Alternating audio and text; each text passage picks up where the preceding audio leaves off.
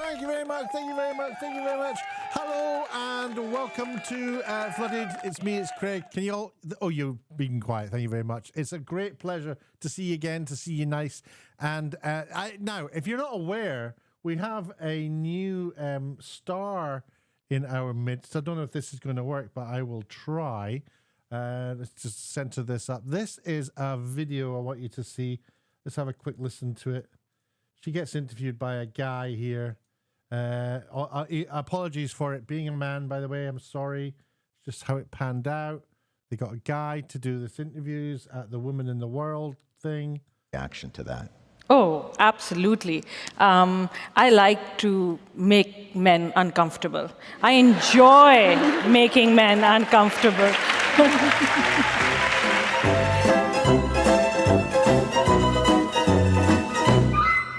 Well, so there we have it. That is the new director of Star Wars. Her name is Sharmeen Obaid-Chinoy, and that is probably pronounced incorrectly. I couldn't care less. Sharmeen Obaid-Chinoy. She directed Miss Marvel, which is a crap film that was made for the Marvel Universe, Disney. Now, she... although Miss Marvel was directed by Sharmeen, it was written by a man. So obviously they got a man to write it. And men are people that she wants to make feel uncomfortable. If she goes into the edit suite and there happens to be a man there editing, she wants to make that man feel uncomfortable.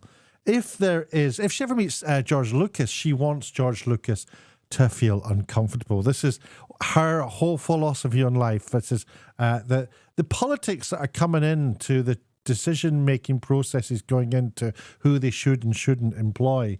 And you've got to start wondering, Kathleen Kennedy, who's like the boss in charge of Star Wars, she kind of got the reins for when The Force Awakens, back in 2015, The Force Awakens was to be made. And you'd think, well, Kathleen Kennedy is saying that absolutely it should be women. We need to get women directing these films.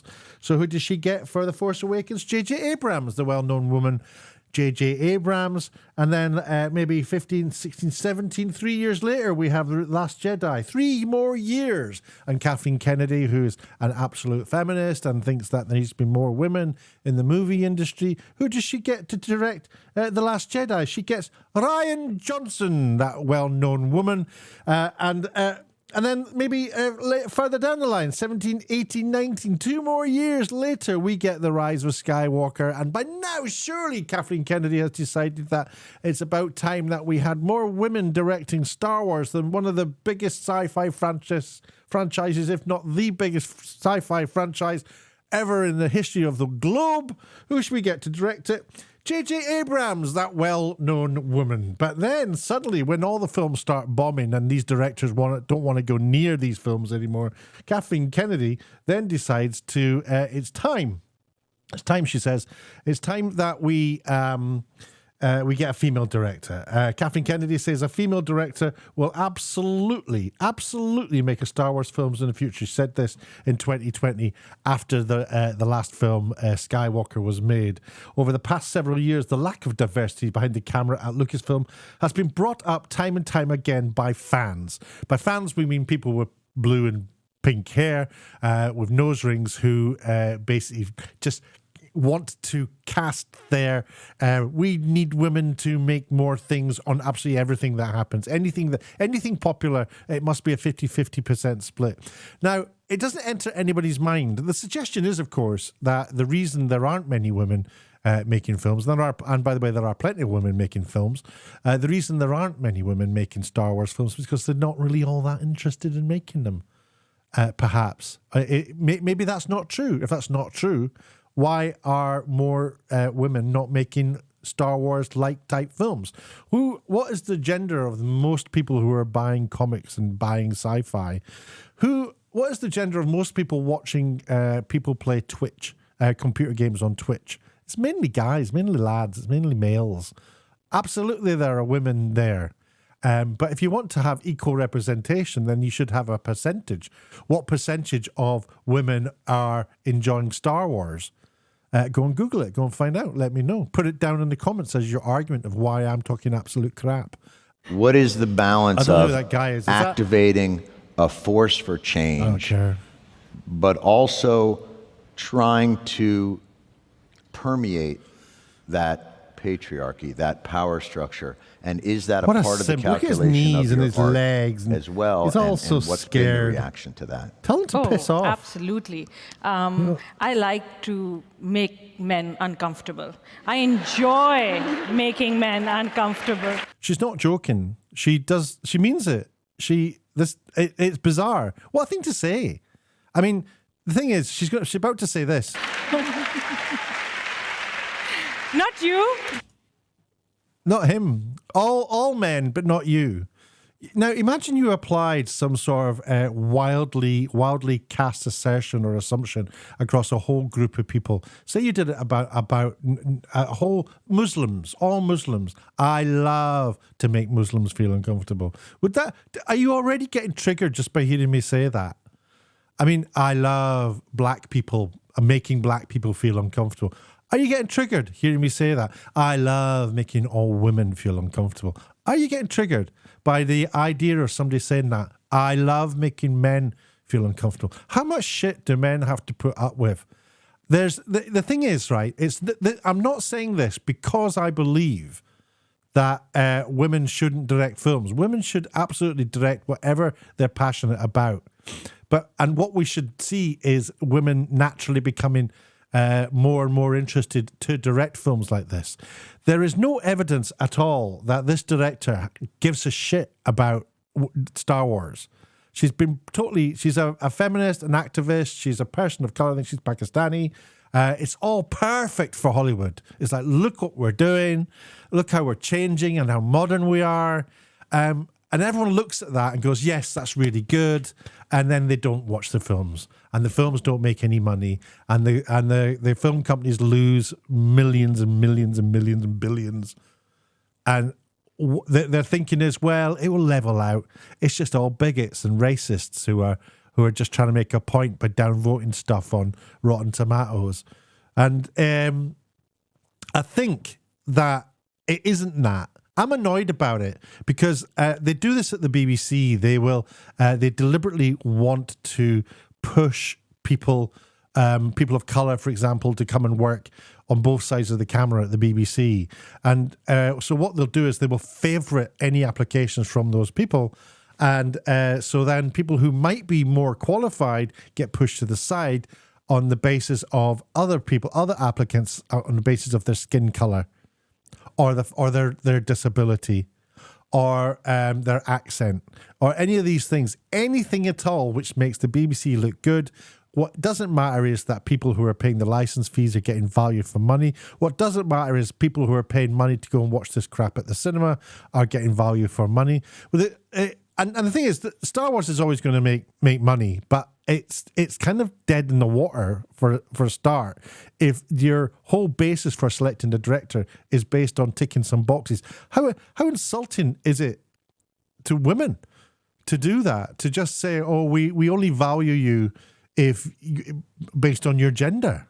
That's, we don't really care if you're good at it or not. What if you're like a really brilliant female director and then women who aren't qualified to do these massive franchises? This is one of the biggest sci-fi franchises in the world, and they're giving it to somebody who's won awards for documentaries. Now, you might be saying, well, at least she's won some awards. Well, remember not so long ago that the Oscars were being absolutely hounded for being racist and sexist and not showing, having proper representation of women and men and people of colour on their shows or in their awards. So what happened? They turned it around and started giving awards to people of colour. And you had to think, well, suddenly, hold on, so were you racist before? Or were you just judging the films based on the fact that they were really good? And what are you doing now? And I'm not saying that people of colour and women can't make good films. Of course they can. But you're always competing as a minority against the majority. So the equal representation should be, well, if there's 20% of that group are making films and there's 80% of that group are making films, most of the people winning the awards are people from the larger group. that's how it works. But no, what they've got to do is they've got to say, well, I know there's only 20% of people from that group and there's 80% of people from that group. So what we're going to do is make sure that 20% of these people win 50% of the awards. It doesn't make any sense apart from box ticking. It's patronizing as hell to people from the smaller groups. Now, I don't really care about whether this director is being patronized or not, because she doesn't have a care in the world about that. She's too stupid to know that she has just been cherry picked not because of her abilities, but because of her just her gender, her race, her everything but her skills and abilities. She's not qualified at all to make a Star Wars film. And I know I can almost hear people watching this going, "Why is this guy so mad? What's he care so much for?" I care a lot. Well, I don't really. Well, I do. I mean, actually, after I made this video, I won't even think about this. But I do care that we are, because this is just part of the bigger picture of what's going on in the world, where people who are unqualified are being pushed forward just to have their representation. And it is the represent. So how are black people being represented, for example, in films and television? Well, they're being. If you're going to push 20%, a group that is only 20% of the larger group, and push them to make 50% of the films, then the chances are a lot of those films are not going to be very good. So what have you got? Representation of black people, and suddenly a bunch of films aren't very good. That is Hollywood then making black people look really bad, and that for me is racist. You can't just be picking people based on the color of their skin. What you've got to do is maybe invest money in programs to encouraging young people from all different backgrounds to come and start making movies. You can't, if there's a culture issue around, well, you know, as a young sort of black person in the cities of the US, you're not really all that interested in the movie industry, then so be it. Or if you are, what sort of films are you interested in making? You know, why is I don't know, what's the name? I can't remember his name. It's gone. I can't remember the name of the director. But there was a clip once by Denzel Washington where he was talking about why a black director would direct a black film, and he talks about the smell of combing a hot comb on afro hair. And it was really interesting about that, because I'm Scottish, so I would understand that if a Scottish person made a film about being Scottish, there would be little idiosyncrasies embedded into that script that I would get.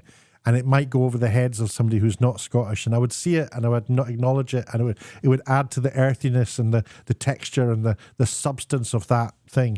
Tell me what this woman has, what evidence is there to say that she's got a passion for Star Wars?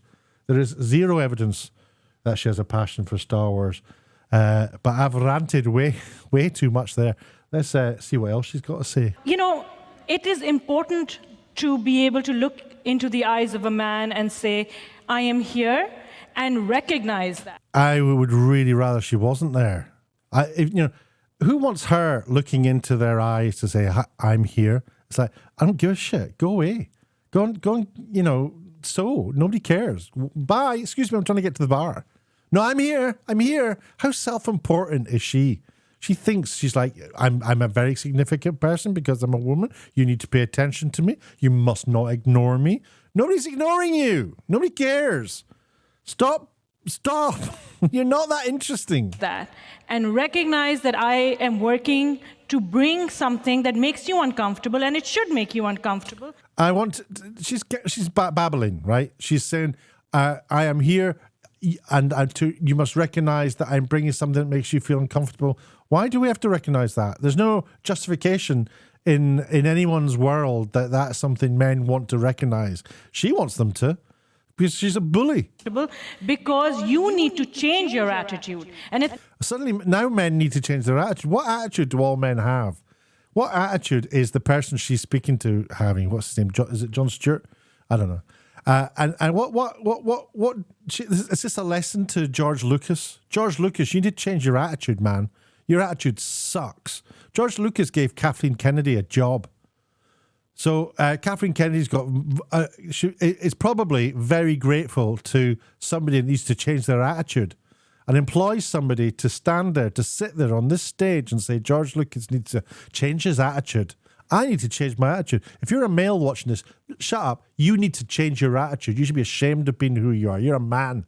How dare you? How dare you not change your attitude towards this woman because she's here and she's looking you in the eyes and she's telling you that she's here and she needs you to change her Only attitude. when you're uncomfortable, when you're shifty, when you have to... Now you're shifty, you shifty little unattituded changed person, you need to change that. You need to change your attitude, your shiftiness, and you need to fix yourself because you're a man and she's here and she's looking you in the eyes, so you need to change your attitude. Difficult conversations. You're awkward to talk to now, you shifty little bad attitude person. You're an abomination of human being. You need to change your attitude because you're appalling and you shouldn't even be alive. You shouldn't be allowed to live, you abomination, shifty little... What else? That you will perhaps look at yourself in the mirror. Look at yourself in the mirror, you disgusting big fat blob, you great ugly toad. What do you think you're doing, you big nose?